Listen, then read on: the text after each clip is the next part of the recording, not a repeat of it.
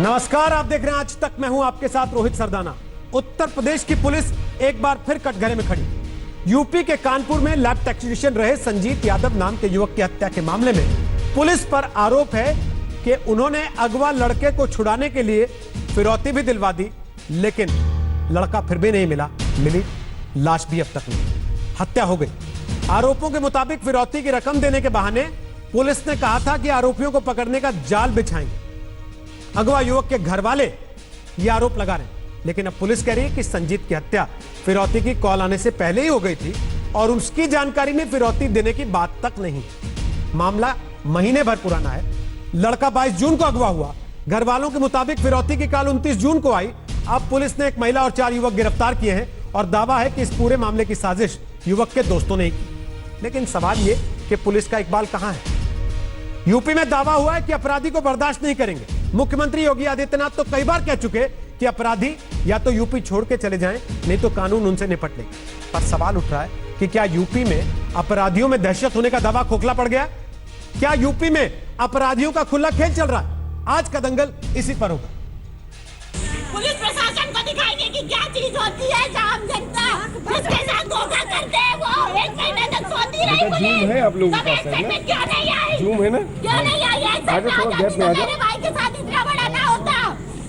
कहाँ रखा मेरे भाई को? ये कानपुर के उस संजीत यादव की बहन की चीख है, जिसकी हत्या पर उत्तर प्रदेश की कानून व्यवस्था और पुलिस फिर कटघरे में आ चुकी है। कहने को तो यूपी पुलिस ने कानपुर के बर्रा के संजीत की हत्या के आरोप में एक महिला और 4 आरोपियों को पकड़ लिया है, लेकिन इस मामले में पीड़ित पक्ष से 30 लाख की फिरौती दिलाने के आरोपों में पुलिस घिर गई है।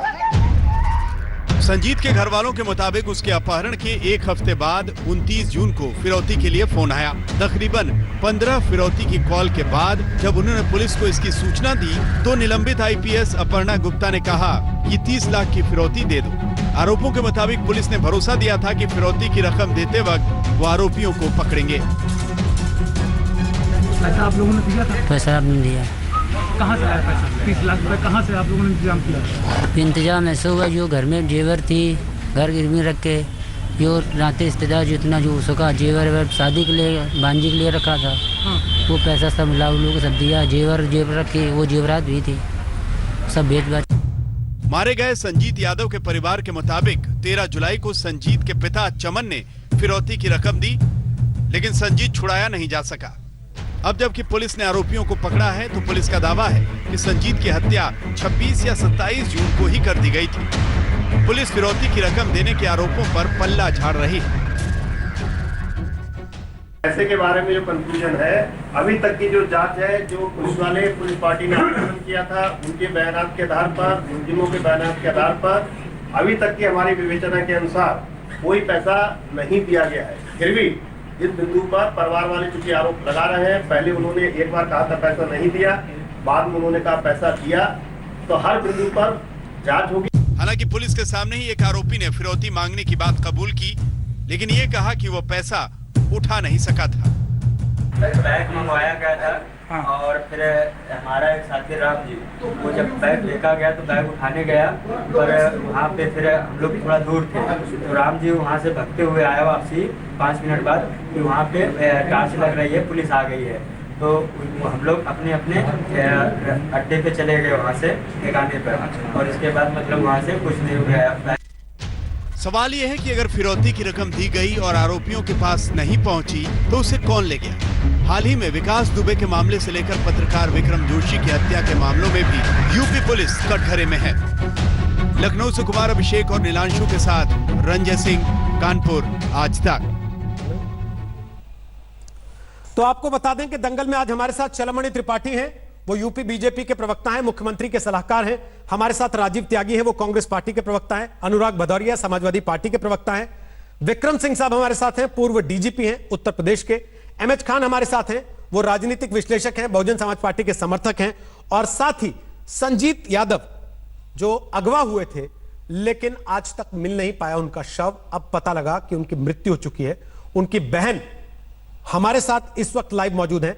मैं राजनीति से जुड़े लोगों से कोई भी सवाल करूं उसके पहले रुचि जी आपसे कुछ सवाल करना चाहता हूं। पूरा मामला क्या है आप बताइए आज देश के लोगों को कि असल में हुआ क्या, क्योंकि तमाम तरह की बातें इस मामले में सामने आ रही हैं। आपसे सुनना चाहते हैं, पूरी बात बताइए, क्या हुआ, कैसे हुआ, कब हुआ?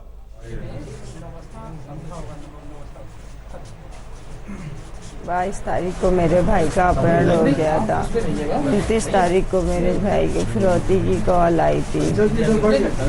लगातार वो 29 तारीख से कॉल कर रहा था। 13 तारीख को फिरौती का पैसा दिया गया था, 30 लाख रुपए। पुलिस ने व्यवस्था करने के लिए बोला हुआ था, उन्हीं की वजह से व्यवस्था किया था कि वैसे नहीं पकड़ पा रहे हैं तो फिरौती के जरिए पकड़ लेंगे, फिर भी पुलिस नहीं पकड़ पाई। जब हमने बहुत मीडिया में शो करना शुरू कर दिया तब ज़्यादा से ज़्यादा टीमें लगाकर जानकारी की तो पता चला मेरे भाई की डेथ कर दी गई है।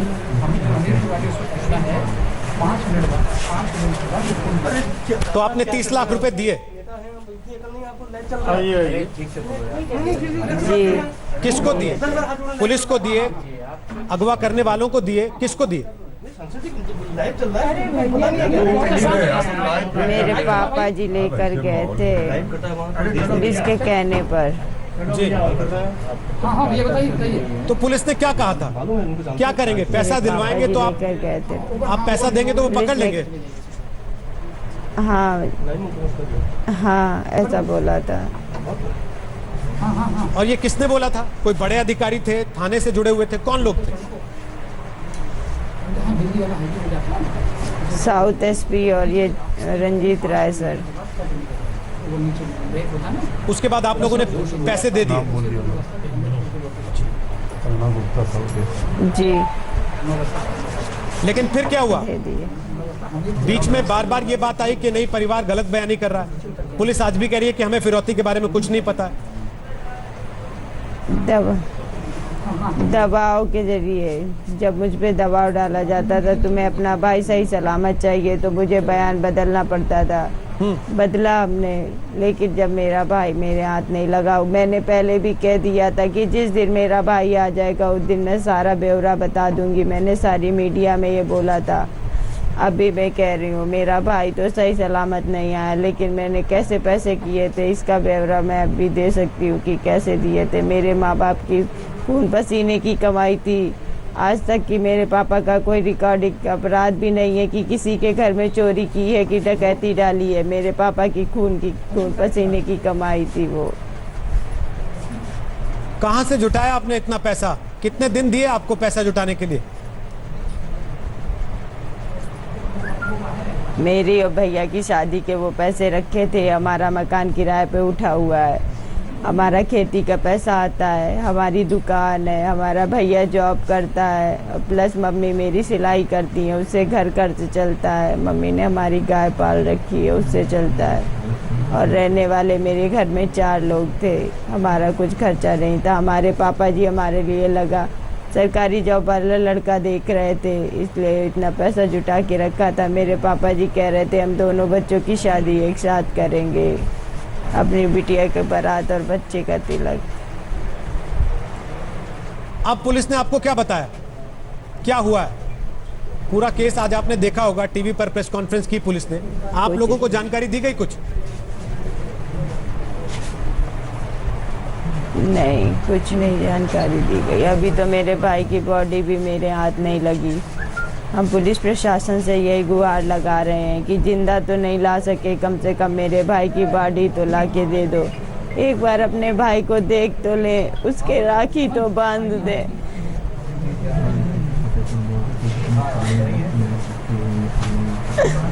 हमें क्या पता था कि अब मेरा भाई हमसे दूर हो जाएगा, अब हम उसके राखी नहीं बांध पाएंगे। मेरे भाई का कोई दोस्त नहीं था, मेरा भाई बिल्कुल निर्दोष था। उसके साथ ऐसा किया इन लोगों ने।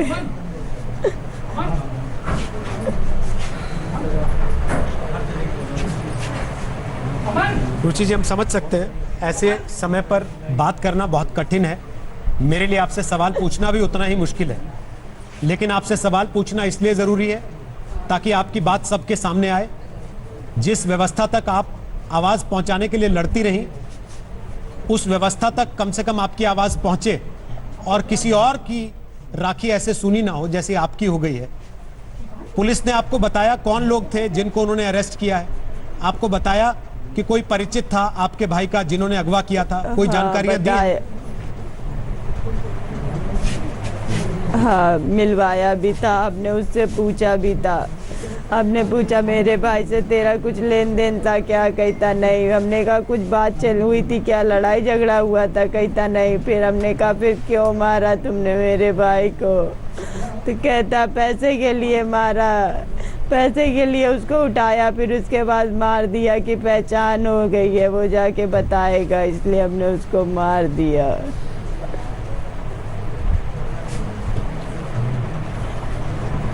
आपने मुख्यमंत्री तक, सरकार तक अपनी बात पहुंचाने की कोशिश की?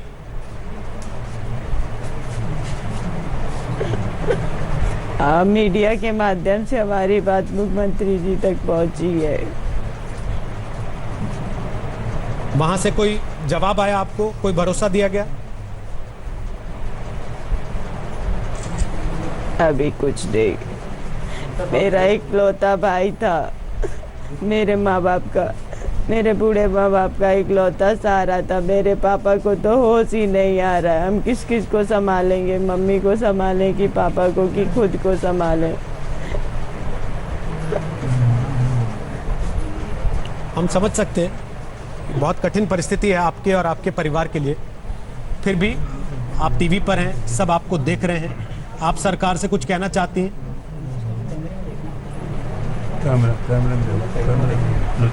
जी जी, कहना चाहते हैं हमारे भाई को न्याय मिले। अभी तक तो मैं अपने भाई के लिए लड़ रही थी कि सुबह आ जाएगा, शाम को आ जाएगा, लेकिन नहीं आया। लेकिन अब मैं चाहती हूँ जिस तरह उन्होंने मेरे भाई को मारा है उसी तरह उनको भी मौत मिले। जिस तरह मेरे भाई का गला दबा के मारा है वैसे मेरे सामने उनकी भी फांसी दी जाए। मेरे भाई की आत्मा को शांति मिले तो वो याद करेगा, उसकी आत्मा को शांति मिलेगी कि मेरी बहन ने मेरे लिए कुछ किया।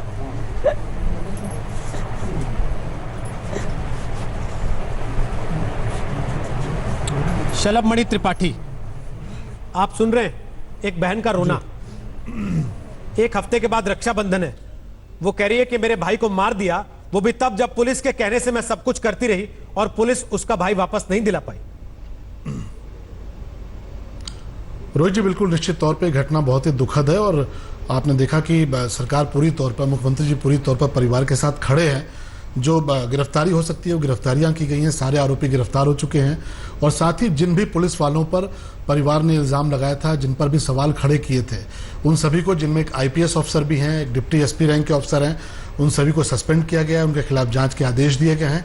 सभी आरोपी गिरफ्तार हो चुके हैं। इस केस को फास्ट ट्रैक कोर्ट को भेजा जा रहा है और दुर्भाग्यपूर्ण घटना है। जो तथ्य हैं वो आपके सामने आ चुके हैं कि जो आरोपी गिरफ्तार हुआ है, ज्ञानेंद्र यादव, कुलदीप, ये सारे के सारे ही जो संजीत यादव थे उनके साथ लैब टेक्नीशियन की जहां वो नौकरी करते थे वहां पर काम करते थे, सभी उनके मित्र थे और 27 तारीख को उन लोगों ने हत्या कर दी और 29 तारीख को कॉल किया। हत्या करने के बाद उन्होंने रैंसम यानी फिरौती की कॉल की है घर वालों को कि हमें 30 लाख रुपए चाहिए। हत्या वो कर चुके थे क्योंकि उनको इस बात का डर था कि उन्होंने अपने दोस्त को ही अगवा किया है, अपने सबसे करीबी दोस्त का अपहरण किया है, वो उनको पहचान चुके हैं और इसलिए उन्होंने पहले हत्या की, उसके बाद उन्होंने फिरौती की कॉल की और उस दौरान घर वालों की तरफ से ये कहा गया कि राहुल यादव जो हैं, जिनके साथ कुछ रिलेशन की बात चल रही थी, शादी की बात चल रही थी, घर वालों ने राहुल यादव को नामजद किया और कहा कि राहुल यादव ने ही ये अपहरण किया है। पुलिस ने राहुल यादव को कस्टडी में ले लिया, लगातार पूछताछ होती रही और इस दौरान जो तमाम जो ज्ञानेंद्र यादव जो आरोपी है वो घर वालों के जरिए, दोस्ती के नाते तमाम तरीके से पता भी करता रहा कि पुलिस की एक्टिविटी क्या चल रही है, क्योंकि करीबी दोस्त था, परिवार के लोगों को जानता था, कुछ मित्रों को भी जानता था, पुलिस की सारी गतिविधियों पर नजर रखता रहा और इसके बाद ये गिरफ्तारी की गई है। तब ये सारी बातें सामने आ पाई है कि इन लोगों ने अपने दोस्त को ही अगवा किया। आपने सारी कहानी बता दी सर, लेकिन ये एक बार भी नहीं जिक्र किया शलभ जी कि वो 30 लाख रुपए की फिरौती दिलाने का मामला क्या हुआ। पुलिस ने किस आधार पर कह दिया कि आप 30 लाख रुपए दे दो तब हम पकड़ लेंगे? देखिए रोहित, आपने घटनाएं इस तरह की देखी होंगी। बहुत बार इस तरह के ऑपरेशंस में पुलिस डमी बैग तैयार करती है, जैसा कि पुलिस का कहना है। अभी तक का जो पुलिस का पक्ष आया है और इन बहन का भी जो पक्ष आया है, बहन ने पहले एक बार कहा कि हाँ 30 लाख रुपए दिया गया, फिर इनका कहना है कि पुलिस के दबाव में या पुलिस के कहने पर इन्होंने अपना बयान बदला। इनके पिताजी का भी एक बयान पुलिस के पास है, जो पुलिस ने दिखाया है कुछ मीडिया कर्मियों को, जिसमें उनके पिताजी कह रहे हैं कि वो नकली नोट थी, और फिर ये परिवार के लोग कह रहे हैं कि नहीं 30 लाख दिया गया। पुलिस का ये कहना है कि इस तरह के ऑपरेशंस में एक डमी बैग तैयार किया जाता है शलभ जी, आप भी पत्रकार रहे हैं के लिए, जिसमें आप भी पहले ये सवाल पूछते रहे होंगे पुलिस से, ये जानते हुए कि पुलिस ऑपरेशंस को कैसे अंजाम देती है और कैसे करवाया जा सकता है चीजों को। क्या आप पुलिस को सही मानेंगे इस मामले में? और अगर मानते हैं तो फिर पुलिस के अफसरों पर कार्रवाई क्यों कर दी है? नहीं, मैं कह तो रहा हूं कि सवाल तो आज भी पूछे जा रहे हैं रोहित जी, सवाल तो हमने भी पूछे, मुख्यमंत्री जी ने भी पूछे, और इसीलिए एक आईपीएस अफसर जिसकी संभवतः पहली पोस्टिंग थी उनको भी सस्पेंड किया गया है। सवालों के घेरे में तो अधिकारी हैं ही, इसीलिए एक एडीजी रैंक का ऑफिसर भेजा जा रहा है। लेकिन पुलिस के भी जो तथ्य हैं आपके सामने, एक आईजी रैंक का ऑफिसर उसने अपना बयान दिया है, जो उनके बयान उनको भी आपको पता है जांच होती है तो दोनों तरफ की बातें आती हैं। उनका यह कहना है कि हमने एक डमी बैग तैयार किया था और एक नीरज तिवारी नाम के जो दुकानदार हैं उनके यहाँ से कुछ नकली नोट खरीदी गई थी। नीरज तिवारी का भी बयान कुछ मीडिया के आपके चैनलों पर आया है, जिनका कहना है कि हाँ हमारे यहाँ से कुछ नकली नोट खरीदी गई थी और एक डमी बैग तैयार किया गया था जिसमें एक मोबाइल डाला गया था जिसके जरिए लोकेशन मिल सके। लेकिन निश्चित तौर पर परिवार के लोग कह रहे हैं, परिवार के लोगों की बात को सच मानते हुए जांच कर रहे हैं। बहुत सारी चीजें हैं, बहुत सी सारी बातें इन्वेस्टिगेशन में आनी है, लेकिन निश्चित तौर पर इस घटना को लेकर जितनी गंभीरता से कार्रवाई हो सकती है, चाहे वो अधिकारी हो चाहे वो पुलिस के कर्मचारी हो। रणजीत राय जो थाना प्रभारी है उसको पहले ही सस्पेंड किया जा चुका था, उसके खिलाफ विभागीय कार्रवाई के आदेश भी हुए और मुख्यमंत्री जी ने तो यहां तक कहा है कि उसकी अगर परिवार के लोग कहते हैं कि भूमिका उसकी गलत है तो उसके खिलाफ भी आपराधिक मुकदमा दर्ज किया जाए। जो चौकी प्रभारी है जिसको लेकर भी परिवार के लोगों ने कहा उसके खिलाफ भी अगर जरूरत पड़ेगी तो आपराधिक मुकदमा दर्ज करेंगे, और जरूरत पड़ेगी तो ऐसे पुलिस के लोग भी बिहाइंड उस दौर में बात कर रहे हैं जहां यूपी के मुख्यमंत्री सरकार में आने के बाद से एक बात पर जोर देते रहे हैं कि अपराधी या तो जेल में होंगे या फिर यूपी छोड़ के चले जाएंगे। लेकिन हम उस दौर में भी बात कर रहे हैं जहां अपराधियों को थाने से बता दिया जाता है और वो 8 पुलिस वालों को मार गिराते हैं। उसके बाद पुलिस एनकाउंटर करके अपनी पीठ थपथपाने की कोशिश करती है कि देखो हमने मार दिया। हम उस दौर में बात कर रहे हैं जहां एक पत्रकार अपनी बच्चियों के साथ छेड़खानी की शिकायत लेकर थाने जाता है, लेकिन पुलिस जागती तब है जब उस पत्रकार को गोली मार दी जाती है और सवालों के जवाब देने के लिए आपको पकड़ा जाता है। उस दौर में बात कर रहे हैं जहां एक बहन आपके सामने बैठ के रो रही है सर, और आप ये कह रहे हैं कि अभी इसकी जांच कर रहे हैं, पुलिस वालों से पता कर रहे हैं कि 30 लाख थे भी कि नहीं और असली थे या नकली थे। आपको इनके आंसू झूठे लगते हैं? नहीं, मैंने कभी नहीं कहा कि इनके आंसू झूठे हैं। मैं तो कह रहा हूं कि इनकी बात को, अगर आपने बात मेरी सुनी हो तो मैंने कहा कि इनकी बात को सच मानते हुए, लेकिन अगर जांच होती है रोहित भाई, आपने मुझे यहां भी बैठाया है और भी पार्टियों के प्रवक्ता हैं, सभी को बैठाया है, तो अगर जांच होती है तो अगर आप कहिए तो सिर्फ ठीक है, इनकी बात को लेकर हम आगे बढ़ जाते हैं। फिर तो जांच की मांग आप भी करते हैं, जांच की मांग तो बहुत से लोग करते हैं कि जांच होनी चाहिए। तो मैंने कहा कि एडीजी रैंक के ऑफिसर को भेजा गया, जांच कोई प्रभावित न कर सके इसलिए एक आईपीएस ऑफिसर को सस्पेंड किया गया, एक डिप्टी एसपी को सस्पेंड किया गया, 2 इंस्पेक्टर्स को सस्पेंड किया गया, किसी भी तरह की जांच में कहीं कोई गड़बड़ी न कर सके इसके लिए कार्रवाई की गई। मैंने ये भी बताया कि पुलिस वाले जिनकी भूमिका को लेकर मुख्यमंत्री जी ने कहा है, जैसा कि आपने विकास दुबे केस का भी जिक्र किया, आपको पता है कि उसमें 2 पुलिस के अफसर जेल गए हैं, उनको जेल भेजा गया है और सबसे ज्यादा जेल भेजा हमने लगातार जिस तरह के जो कर्मचारी, इस तरह के जो भ्रष्टाचारी रहे हैं उनको जेल भेजा है। कहीं ना कहीं व्यवस्था में कुछ कमियां हैं, हम तो इस बात को कह रहे हैं। और ये दुर्भाग्यपूर्ण है कि आपने पिछले दिनों देखा होगा कि कानपुर में जो घटना हुई, जो बिकरू कांड हुआ, किस तरह पुलिस के लोग उसमें कुछ थे। हम ये नहीं कह सकते कि सभी के सभी इस तरह के खराब लोग हैं, लेकिन एक व्यवस्था में कुछ खराबियां मिली हैं, कुछ खामियां मिली हैं। और आज उत्तर प्रदेश में अगर 123 अपराधियों का एनकाउंटर हुआ है, दुर्दांत अपराधी मारे गए हैं, 1400 से ज्यादा अपराधी अगर जेल में है, मैं तो कहता हूं कि आप इतिहास उठाकर देखिए, उत्तर प्रदेश में 3 सालों के भीतर, 3.5 सालों के भीतर क्या इतने ज्यादा अपराधी कभी मारे गए? क्या मुख्तार अंसारी जैसे अपराधी कभी जाके सुप्रीम कोर्ट में जाकर उन्होंने गुहार लगाई कि हमारी जान बचाइए, हम उत्तर प्रदेश मत जाने दीजिए, हमें पंजाब रहने दीजिए? क्या अतीक अहमद जैसे जो तमाम दागी थे वो जाके सुप्रीम कोर्ट में मानवाधिकार की दुहाई देते हैं? हम जिस सरकार अपना काम कर रही है, लेकिन ठीक है, चुनौतियां आती हैं। शलभ जी, यही दिल्ली के बगल में जी जेल में पड़े अपराधियों के परिवार वाले आपकी पार्टी के नेताओं के साथ घूमते हुए तस्वीरें खिंचाते चुनाव की तैयारियां करते नजर आते हैं सर। उसका भी आप ही को जवाब देना पड़ेगा, लेकिन उसके पहले मैं जरा रुचि जी से एक सवाल पूछना चाहता हूं। रुचि जी, आप कुछ कहना चाहती हैं? शलभ मणि मुख्यमंत्री के सलाहकार हैं, आप इनसे जो कहेंगी वो सीधे मुख्यमंत्री तक जाएगा। आप बोल सकती हैं जो बोलना चाहें, बिना डरे, बिना किसी दबाव के। मैं मुख्यमंत्री जी से कहना चाहती हूँ, अब मेरा कोई सहारा नहीं है। मेरा इकलौता भाई था कमाने वाला, वो भी चला गया। पापा के हाथ पैर काम नहीं कर रहे, कैसे क्या होगा। जो पैसे थे वो भी चले गए। वो तो कह रहे नकली नोट थे। रुचि जी, कौन कह रहा नकली नोट थे? किसी इंसान के लिए उसका बच्चा कीमती होता है कि पैसे कीमती होते हैं? बताइए आप अपने से सोच लीजिए। किसी इंसान के लिए पैसा कीमती होता है? जिंदगी भर किसके लिए वो कमाता है? जब बच्चे पे बात आती तो इंसान कह देता है भैया पैसे ले लो, बच्चा मेरा दे दो। तो नकली नोट हम क्यों देंगे? मेरे घर में क्या मशीनें चल रही थी जो नकली नोट हम छाप रहे थे? जो करना था वो तो पुलिस कर नहीं पाई। अब ये आरोप क्यों लगा रही है? हमने तो कभी नहीं कहा कि ये पैसे हमें दे दे। हम तो यही गुहार लगाते रहे कि मेरा भाई दे दे, हमें पैसे नहीं चाहिए। हम तो यही कहते रहे ना। अब आप क्यों बोल रहे हैं कि नकली है कि असली है? राजीव त्यागी, पुलिस कह रही है पैसे अगवा करने वालों को दे दिए। अगवा करने वाले कह रहे हैं कि हमने तो पुलिस के डर से पैसे लिए ही नहीं। अब जब पुलिस से पूछा गया पैसे कहाँ हैं तो वो कह रहे हैं कि जांच चल रही है। अच्छा चलिए ठीक है। देखिए ये राजीव जी एक सेकंड, राजीव जी, रुचि जी कुछ कह रही है। हमने पैसे लिए नहीं। सुनिए पहले मेरी बात सुनिए पहले। अभी तक हम आप ही की सुन रहे थे। वो कह रहे हमने पैसे लिए नहीं। उस स्तर पर हमारे पापा जी थे, किडनैपर थे, पुलिस थी। पैसे ऊपर से फेंके गए। क्या हमारे पापा जी ऊपर से कूद के पैसे लेके फिर से आ गए थे क्या ऊपर? वहाँ पे पुलिस थी ना, किडनैपर थे। किडनैपर ने नहीं लिए तो पुलिस ने लिए थे। लिए तो उन्हीं के आदमी ने ना, किसी ने। हमारा तो वहाँ कोई और नहीं था ना।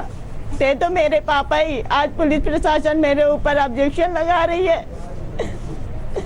शुरुआत से अगर इतनी सख्त होती तो हमने अपना भाई ना खोया होता। मैं सबके दरवाजे गई, सबसे मैंने गुहार लगाई। आज मेरा कोई सहारा नहीं बचा है।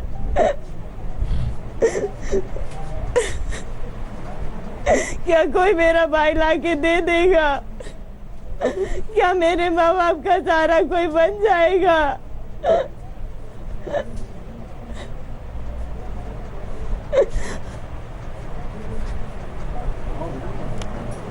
ये बात सच है रुचि जी, आपका भाई अब लौटाया नहीं जा सकता। लेकिन यकीन मानिए इस देश के जितने लोग इस समय आपको देख रहे हैं, सुन रहे हैं, वो सब आपके साथ खड़े हैं। इस इंसाफ की लड़ाई में हम आपके साथ खड़े हैं। आपकी आवाज़ वहां तक पहुंचा रहे हैं जहां तक आवाज़ आप पहुंचाने के लिए अब तक लड़ रही हैं।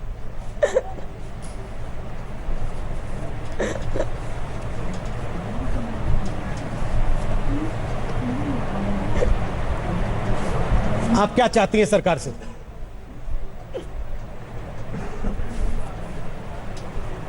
सरकार हमारी मदद करे और नहीं कुछ चाहते। पहले तो मेरे भाई को न्याय मिले, वो दोषियों को फांसी दी जाए। उन्हें आजीवन कारावास नहीं, उन्हें फांसी दी जाए जिस तरह उन्होंने मेरे भाई को मारा है। पहली शर्त तो मेरी यही है। हम अपने भाई का बदला लेना चाहते हैं। जिस तरह उन्होंने मारा है ऐसा ही वो मेरे सामने वो मारे जाए। उस दिन हम सोचेंगे हाँ मेरे साथ इंसाफ हुआ है। उस दिन मेरे भाई की आत्मा को शांति मिलेगी। मेरा भाई कितना तड़पा होगा, किसको याद किया होगा।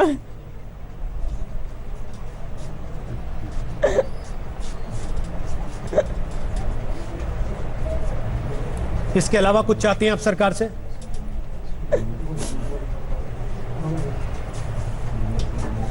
उसके अलावा सरकार खुद ही समझदार है कि उनका एकलौता सहारा था कमाने वाला, बचा नहीं है। अगर सरकार सोचेगी मेरे बारे में तो सोच लेगी। इस समय हम दुख की घड़ी में कुछ कह नहीं सकते। लोग कहेंगे स्वार्थी है, भाई गया है तो वो अपनी अपील कर रही है। हम ऐसा कुछ नहीं चाहते हैं। मेरा भाई गया था, सब कुछ गया। मेरे लिए मेरा भाई ही अनमोल था।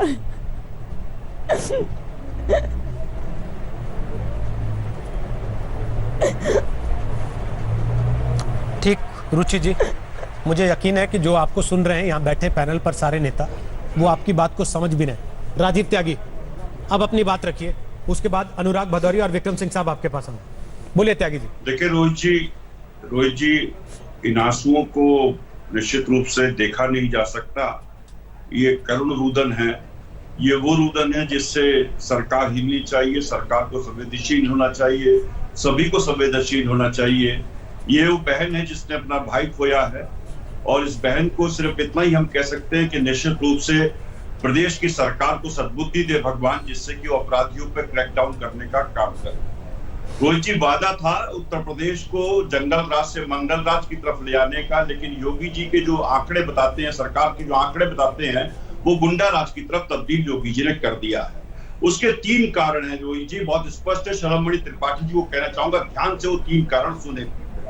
पहला कारण ये है कि अपराधियों को शरण देना भारतीय जनता पार्टी का शगल बन गया है और भारतीय जनता पार्टी अपनी वॉशिंग मशीन में अपराधियों को डाल करके धो पूछ करके उनको पदाधिकारी बनाने का काम करती है।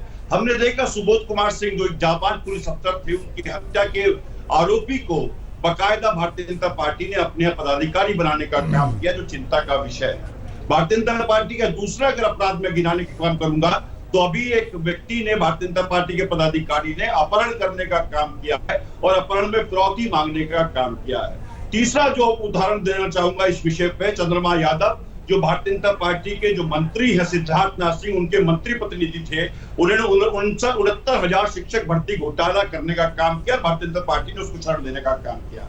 दूसरा कारण जो है अपराध बढ़ने का उत्तर प्रदेश में, वो हमारे पत्रकार बंधुओं को जिस तरह से प्रताड़ित किया जा रहा है भारतीय जनता पार्टी के द्वारा, वो बहुत ही चिंता का विषय है। चिंता का विषय इसलिए है कि जब भी कोई पत्रकार बंधु कोई ऐसी स्टोरी करता है जो अपराधियों के विरुद्ध होती है या सरकार की आलोचना होती है, उस पर निश्चित रूप से भारतीय जनता पार्टी को अच्छा नहीं लगता और पत्रकारों के विरुद्ध मुकदमा करने का काम भारतीय जनता पार्टी करती है। ठीक सर। तीसरा कारण इस उत्तर प्रदेश में अपराध बढ़ने का है कि अपने बूम या बिट्टू बनने की आदत भारतीय जनता पार्टी को हो गई है, लेकिन अपने गिरबान में नहीं झांकते हैं कि एडीआर की रिपोर्ट ये कहती है कि भारतीय जनता पार्टी के चुने हुए विधायकों में 114 विधायक जो हैं वो 33% विधायक करीब हीनियस क्राइम के मुकदमे उनके विरुद्ध दर्ज हैं और उन मुकदमों को हटाया जा रहा है। धीरे धीरे उन मुकदमों को हटाया जा रहा है, तो इससे अपराधियों के हौसले बुलंद हो रहे हैं। थोड़ा सा रोकते हुए अनुराग भदौरिया, आप भी वो बातें रिपीट करना चाहते हैं जो राजीव जी बोल रहे हैं या कुछ और कहना चाहते हैं?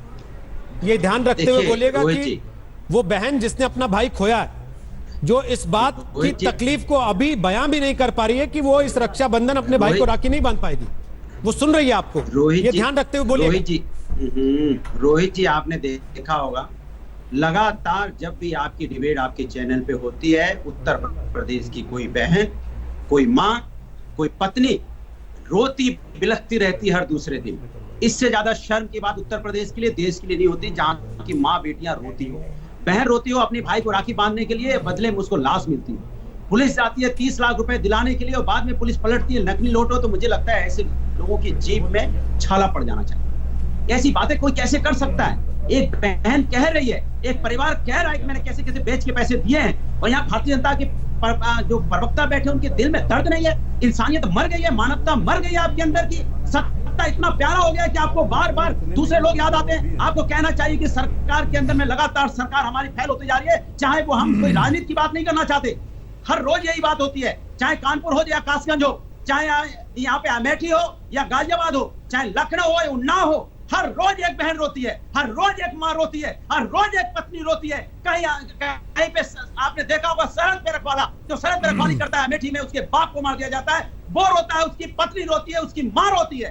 कहीं आपने गाजियाबाद में देखा एक पत्रकार को मार दिया जाता है, किस बात में? छेड़खानी में, उसकी पत्नी उसकी बहन रो रही होती है। शर्म नहीं आती भारतीय जनता पार्टी को? आवश्यकता नहीं अनुराग भदौरिया, ओछी राजनीति मत करिए। आप ओछी राजनीति करने वाले लोग हैं। राजूपाल की हत्या आपकी सरकार में हुई, भूल गए? कृष्णानंद राय की हत्या आपकी सरकार में हुई, शर्म नहीं आती आपको? शर्म नहीं आती? आप राजनीति करते हैं, आपको शर्म नहीं आती? अपराधियों की सरकार आपने चलाई, समाजवादी पार्टी अपराधियों की सरकार चलाती थी, आपकी सरकार में विधायक मारे जाते थे, आपकी सरकार में बहनों का सुहाग उलटता था, आप यहाँ राजनीति कर रहे हैं बैठ के, आपको ये शर्म नहीं आती? इस संवेदनशील मौके पर जहाँ बहन के साथ पूरी सरकार खड़ी है, मुख्यमंत्री जी खड़े हैं, पूरी सरकार खड़ी है बहन के साथ, उनको इंसाफ दिलाने के लिए सारे आप बैठ के यहाँ पे शर्मनाक हरकत करते हैं।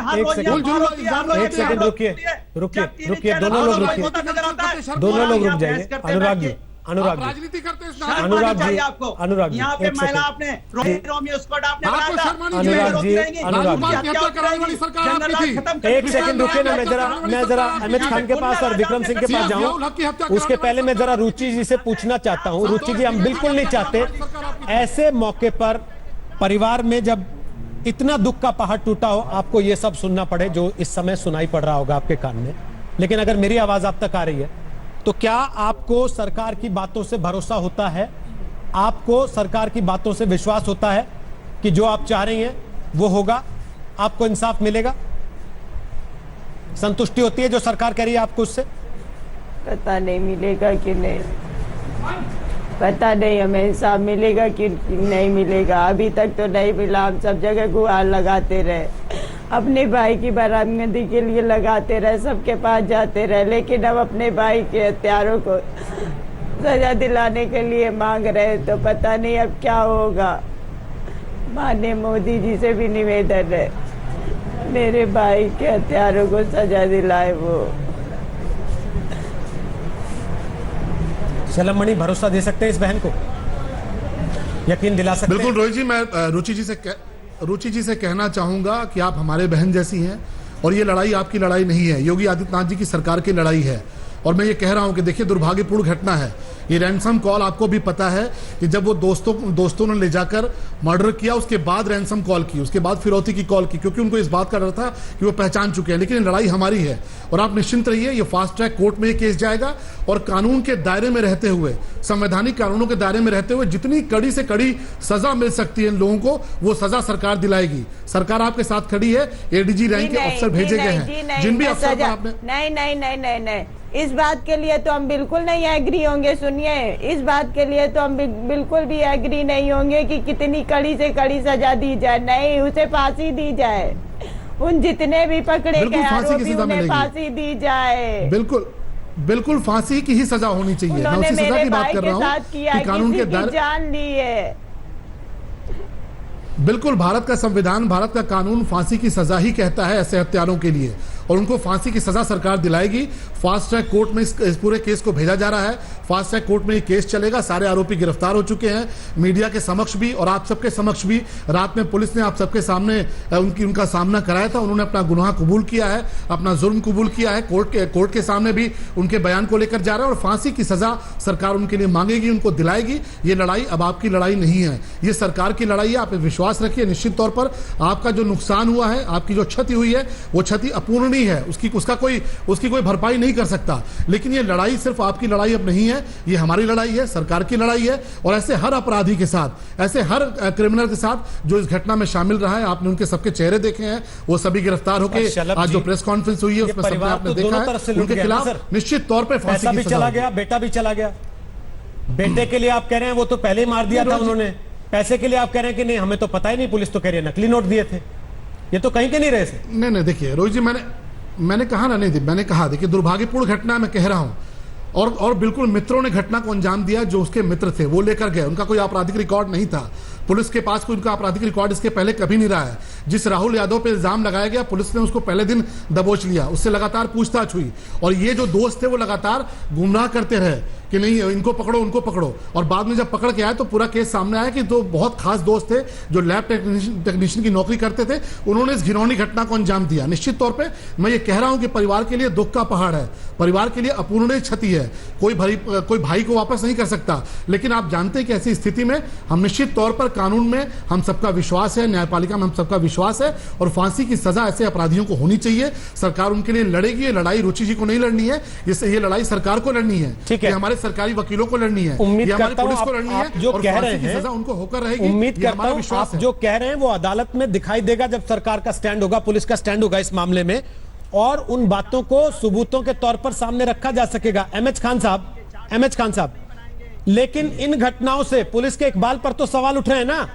एक के बाद एक ऐसे मामले सामने आ रहे हैं जिसमें बार बार पुलिस खुद कटघरे में, तो लोगों का भरोसा किस पर रहेगा फिर? एमएच खान। रोहित जी सही कह रहे हैं। सबसे पहले तो मैं संजीत यादव के परिवार की संवेदना व्यक्त करता हूं और उनके साथ इस दुख की घड़ी में खड़ा होना चाहता हूं। देखिए, हर बार ये बार घटनाएं होती हैं, बार ये चीजें आती हैं और कहा जाता है जांच कर दिया गया, सस्पेंड कर दिया गया। ये घटनाएं होती क्यों? ऐसा होता क्यों है?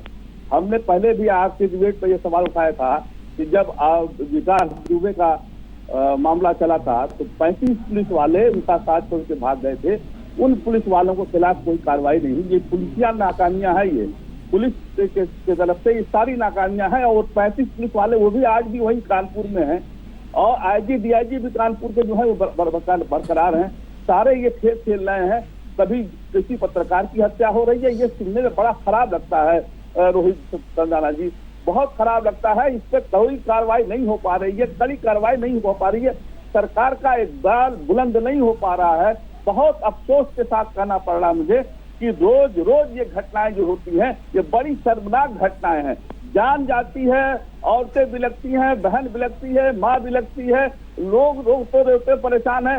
हर आदमी आज की डेट में, रोहित जी मैं बता दूं, थाने में जाने के लिए शरीफ आदमी को हिम्मत जुटानी पड़ती है कि कहीं दरोगा गाली ना बक दे, कहीं दरोगा बेइज्जत ना कर दे। एक बार पुलिस का बुलंद करने की जरूरत है और इसमें सख्त से सख्त कार्रवाई की जरूरत नहीं है। जितने पुलिस वाले इसमें इन्वॉल्व हैं उनको बर्खास्त करिए आप। सस्पेंड करना कोई सजा नहीं है, सस्पेंड कर देने से कुछ नहीं होता। 1 महीने के बाद फिर बहाल कर देंगे आप। अगर आप 2-4 नमूना पेश कर देंगे तो हमको लगता है कि पुलिस वाले भी अब इस काम में लग जाएंगे कि हमको जनता को न्याय दिलाना है। हर वक्त पुलिस वाले कभी घूस ले रहे हैं, कभी पैसा ले रहे हैं, कभी किसी को गवाह बना दे रहे हैं। अब देखिए इसमें भी अगर चार्जशीट सही लगाई गई तभी उसको फांसी हो सकती है। अगर पुलिस वालों की मिली भगत है इसमें, ठीक है, तो पुलिस वाले चार्जशीट सही नहीं लगाएंगे। अब बोलिए विक्रम सिंह साहब, गलत लगाएंगे, मुकदमे गलत लगाएंगे। बोलिए विक्रम सिंह साहब, एक के बाद एक ऐसे मामले आ रहे हैं जिसमें सवाल बार बार पुलिस पर उठ रहा और हर बार सरकार ये कह रही कि हमने सस्पेंड कर दिया, हम तो जांच कर रहे हैं। क्या पूरा पुलिस सिस्टम ऐसा है कि उसमें भांग घुली हुई है? रोहित जी, मेरा आपको परामर्श होगा कि आप अपने प्रोग्राम में अब एक बार के 1 महीने पहले आपने इस प्रोग्राम में कहा था कि ये होने वाला है। फ्यूचर टेंस में हमारे राजनीतिक मित्र आकर के आश्वासन देते हैं कि 1 महीने पहले आपने ये आश्वासन दिया था और अब तक आपने क्या कार्रवाई की। वर्तमान में इस पूरे प्रकरण में भयावह और आपराधिक त्रुटियां हैं जिसको अगर गिनाना शुरू करूं, अपराध के पंजीकरण से लेकर के नोट जो नकली हो असली अगर फेंके गए तो असली नोट कहाँ चले गए, ये इस तरह की भयावह कुछ चीजों में कम से कम एमएच खान साहब ने जो एक इंगित किया है, जैसे कौवा मार के टांगने वाली बात है, कम से कम अब तो इनका डिसमिसल होना चाहिए। ये लापरवाह पुलिसकर्मी जिन्होंने आपराधिक इनडिसिप्लिन और लापरवाही दिखाई है, ये कह रहे हैं कि हमने नकली नोट से तो असली नोट गए कहाँ, कौन खा गया। ये पूरी तरीके से शक की सुई पुलिस वालों के ऊपर जा रही है। उन्होंने सिपाही की ड्यूटी लगाई थी, पूरे प्रकरण में रहे सिपाही। ये इतने महत्वपूर्ण प्रकरण में सिपाही देखेगा। और हमारे जो पूर्व थाना अध्यक्ष महोदय थे वो केवल फोन से डायरेक्शन दे रहे थे। ऐसे अपहरण के प्रकरण में गेस्टेड ऑफिसर की जिम्मेदारी होती है कि उसमें जाकर के पूरा सुपरविजन करे। और ऐसा आपने जाल फेंका कि वो जाल क्या देखा कि वो ऐसी मशाल लेके चले कि जो रोशनी थी वो भी चली गई। लेकिन विक्रम सिंह साहब, जब योगी जी की सरकार आई उन्होंने कहा कि ठोक देंगे अगर कोई मानेगा नहीं तो, उसके बावजूद अपराधियों में कोई खौफ नहीं है। वो कह रहे हैं हमने 123 एनकाउंटर कर दिए, उसके बावजूद कोई डरता नहीं है। गौर से सुने, योगी जी की नियत और आदेश बिल्कुल स्पष्ट है, लेकिन नीचे वालों को जब आदी हो गए हैं रिश्वत लेने में और भ्रष्टाचार में, वो योगी जी के आदेश को भी एक कान से सुन के दूसरे कान से निकाल रहे हैं। शलभ बड़ी जी, मैं आपसे निवेदन करना चाहूंगा, पुलिस के मेरे जो अनुभव है इसको जरा जाके देख ले। जो लोग अपने पाप से आपकी छवि को धूमिल कर रहे हैं, योगी जी के ऊपर कीचड़ उछल रहा है, कम से कम उनकी कुर्बानी आज प्रदेश मांग रहा है, उनको कुर्बान कर दीजिए। अच्छी नसीहत अगर खान साहब की तरफ से भी आती, मेरी तरफ से आती है, उस पर गौर जरूर करेंगे, ये मेरा विश्वास है। क्योंकि अब इनकी अगर कुर्बानी नहीं दी आपने तो पुलिस की जो प्रतिष्ठा विश्वसनीयता थी वो तार तार होने वाली है। उसी से आपने मुठभेड़ की, रोहित जी, केचुए कॉकरोच मारने से जंगल में इम्पैक्ट नहीं पड़ता है।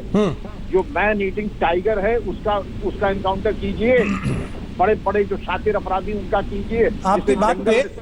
आपकी बात पे मैं शलभ मणि से कमेंट दूं, उसके पहले राजीव त्यागी कुछ कह रहे हैं। राजीव जी, छोटा सा समय कम है, बोलिए फटाफट। देखिए, बहुत छोटा सा कमेंट मैं करना चाहूंगा। मैंने विक्रम सिंह साहब को सुना, विक्रम सिंह साहब ने कहा कि नीचे के मातहत अधिकारी रिश्वत लेके छोड़ रहे हैं। सिस्टम किसके पास है? सरकार किसकी है? Yogi ji chief minister, system उनके पास, सिस्टम उनको दुरुस्त करना पड़ेगा। जिस तरह का कानपुर का यह हादसा है, ठीक उसी तरह से गाजियाबाद में 26 जून से विक्रम त्यागी नामक नवयुवक की अपहरण हो चुका है।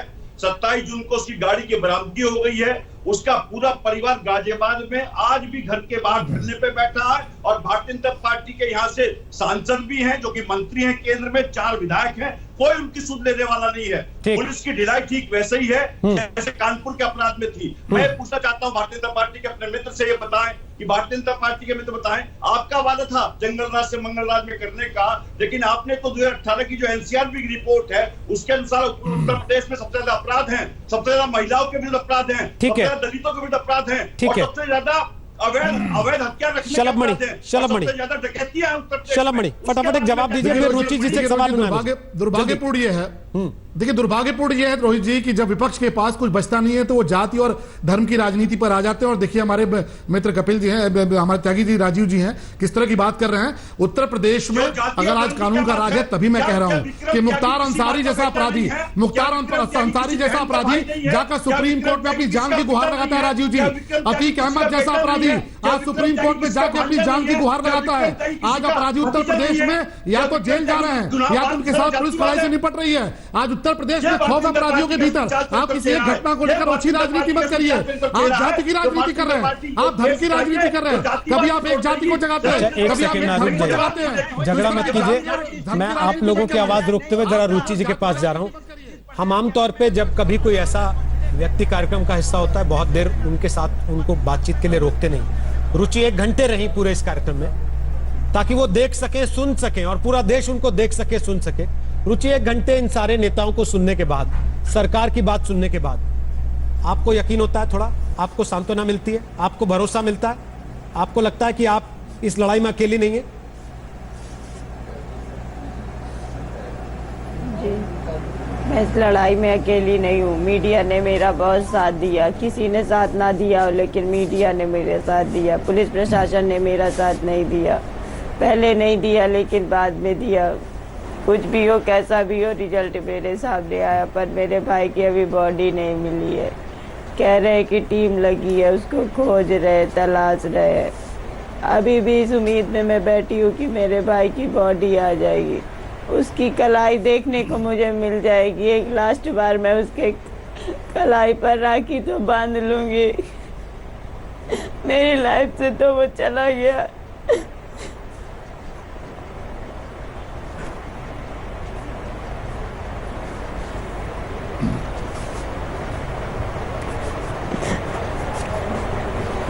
रुचि जी, हम केवल इतना कह सकते हैं कि इस दुख की घड़ी में हम आपके साथ हैं, हमारी संवेदनाएं आपके साथ हैं और आपकी आवाज़ जहां तक पहुंचनी चाहिए वहां पहुंचाने के लिए हम लगातार कोशिश करते रहेंगे।